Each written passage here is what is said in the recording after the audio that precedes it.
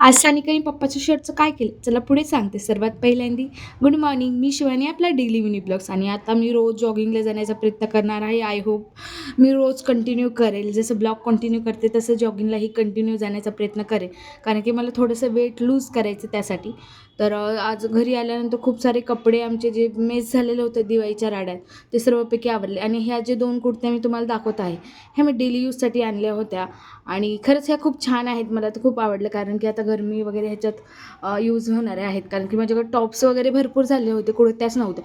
त्यासाठी कुर्त्या वगैरे घेतल्या आणि त्यानंतर मग सगळ्या घड्या करण्यात खूप सारा वेळ झाला आणि ही मेहंदी ही नखांना काढली होती. मला तेव्हाच खूप आवडली होती कारण की युनिक डिझाईन होती आणि काहीतरी डिफरन्स होतं. मग मी तशीच टाईमपास आज क्लास वगैरे नव्हते म्हणून टाईमपास करण्यासाठी मी मेहंदी काढत बसले.